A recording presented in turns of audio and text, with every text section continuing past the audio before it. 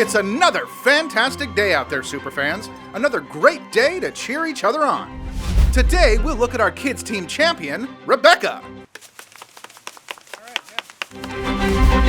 Today, Rebecca is taking on the challenge of sending an email. Oh, she can't seem to move the mail window from her laptop to her larger monitor. Whew, that was close.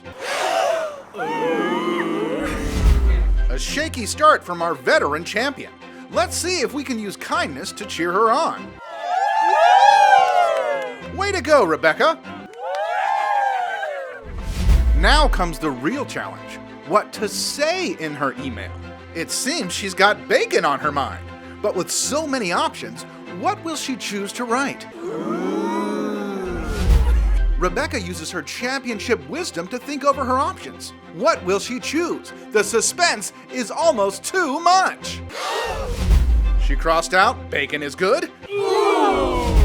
And she nixed, bacon is cool. It looks like she'll be asking, do you like bacon? What a question, superfans! We haven't seen a message of this caliber in years. Rebecca is a true kids champion. Yeah! But can Rebecca get the genius that's on paper to the computer screen? What's this? Do you like broccoli? Rebecca has caught the mistake and has corrected. What? Do you like cheese? Okay, superfans, it seems Rebecca is having a little bit of trouble remembering how to... What's this? Is it? It is! She spelled bacon! Overcoming all adversity, Rebecca has drafted the perfect email. But she couldn't have done it without the kindness of her friends. Remember, kindness is showing others that they are valuable by how you treat them. And the Bible tells us in Colossians 3:12, therefore, as God's chosen people, holy and dearly loved, clothe yourselves with compassion, kindness, humility, gentleness, and patience. All that's left to do is hit send, and she's done it! With your kindness, superfans, Rebecca has sent the world's greatest email! Here's to you, superfans, your kindness to your friends, and of course, to bacon. Yay, kindness! Please don't eat me.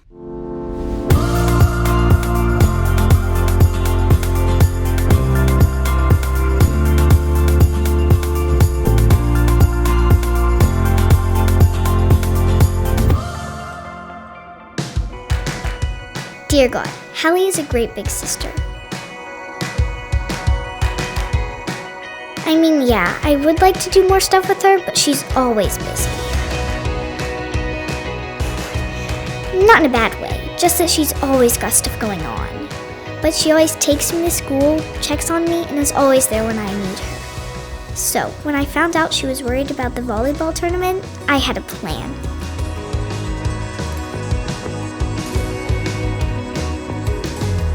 I even got my friends in on it too. We could not wait to see her face. So, when she left to go to the tournament, well, I think me and my friends put her worries at ease. God, thanks for an awesome big sister like Hallie. And thanks for my friends.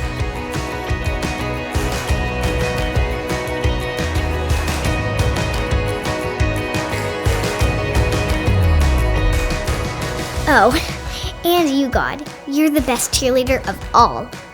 Good night, Sabrina.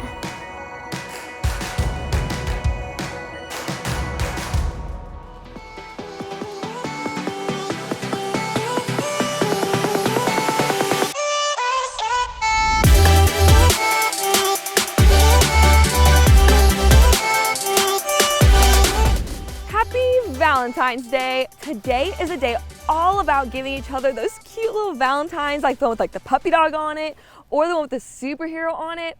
They're so much fun. And today is all about loving our leaders and loving each other. So each of us have some really great friends, right? That we get to show our love to by being kind to them. So do you want to know a secret? Well, I really don't like Valentine's Day. It's all ooey gooey and gross and full of cooties. Ugh. And it's just not my favorite thing. But I really love my friends and my siblings. So in my family, we use Valentine's Day not to be all ooey gooey and full of cooties, but to show each other we really care about one another. We make a choice every day to show kindness to each other, and Valentine's Day is a great day to be kind all day long. But it's a choice.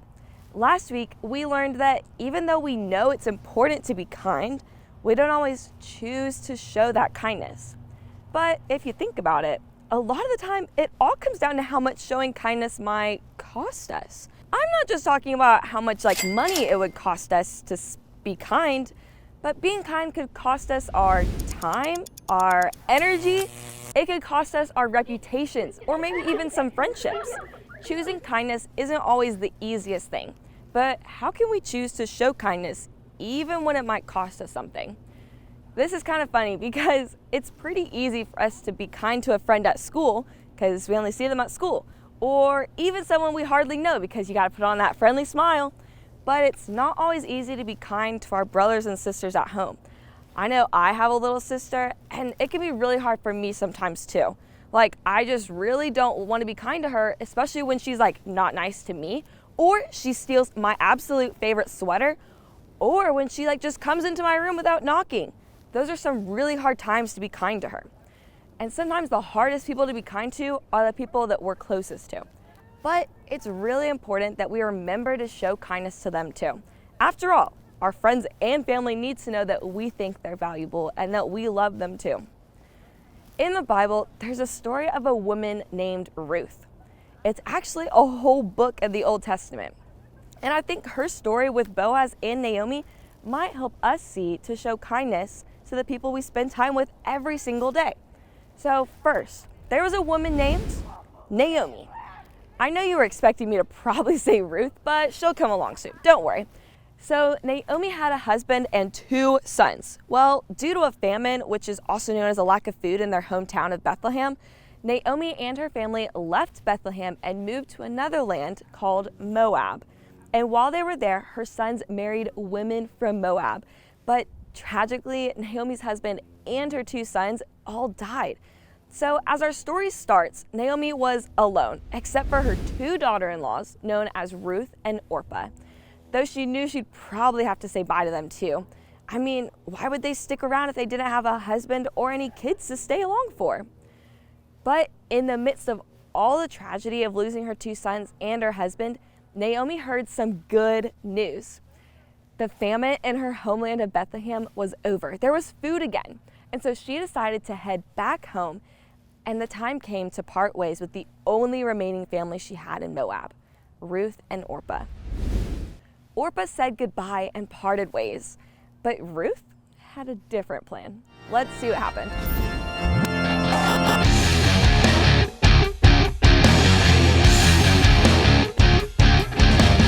Hey guys! Well, today we're telling the story of Ruth, a beautiful picture of kindness. Ruth lived in a country called Moab. She got married to a man from Judah, but sadly he died, and so did his brother and his father. So Ruth was left all alone with her husband's mother, Naomi. Oh, Ruth, what am I to do? My husband and both my sons have died. I must return home to my own land of Judah. Oh, Naomi, I will go with you. Oh, no, dear, you are not from Judah. I can't do anything for you there. No husband, no home, no money. I will not leave you. Where you go, I will go. Your people will be my people. Your God will be my God. I will die by your side. Well, I see you will not be convinced. So, okay, you can come with me. Well, what are you waiting for?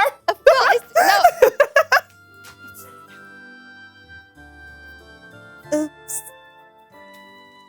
So Ruth returned to Naomi's homeland in Judah, to the city of Bethlehem.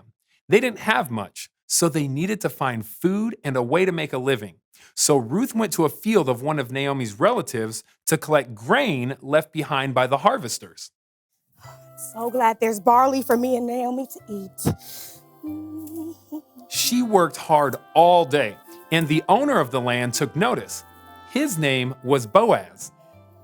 You're the woman that came with Naomi, aren't you? Yes, I'm Ruth. Well, Ruth. Feel free to come and pick barley in my fields every day. Oh, I will make sure that you're safe and that you always have water to drink when you're thirsty. oh, why are you being so nice to me? You don't even know me. I have heard how kind you have been to Naomi. May God bless you and protect you. Come, eat with me and my workers. Oh, thank you. Thank you. Thank you. Thank you. Thank you. You coming? Yes.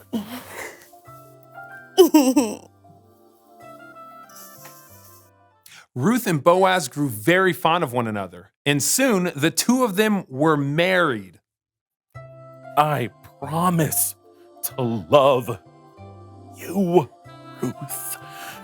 And I promise to love you, Boaz. And I promise to take care of you and Naomi.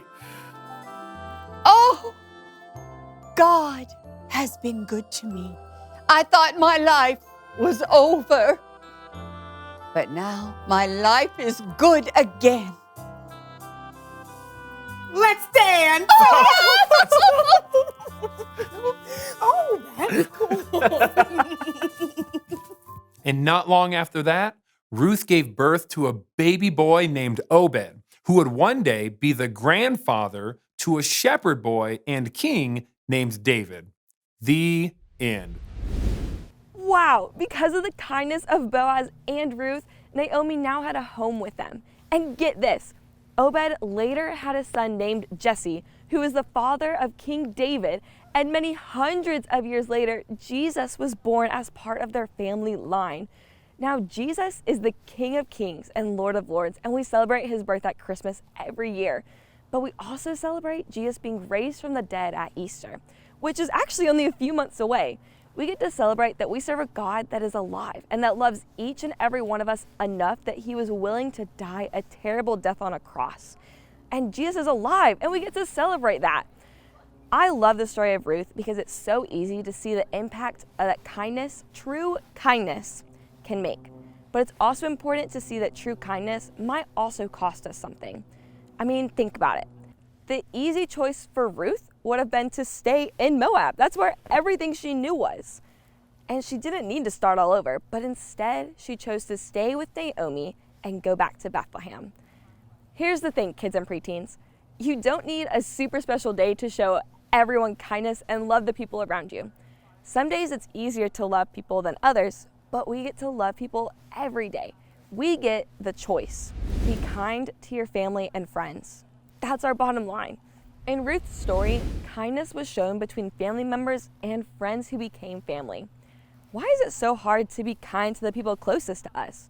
Sure, your siblings might get on your nerves once in a while, or you don't feel like doing what your mom asked, but even those closest to us, the people we see every single day, our friends and family, deserve our kindness. Kindness can make a huge difference in your life and in the life of the person you're showing kindness to. This week, I challenge you to choose to be kind.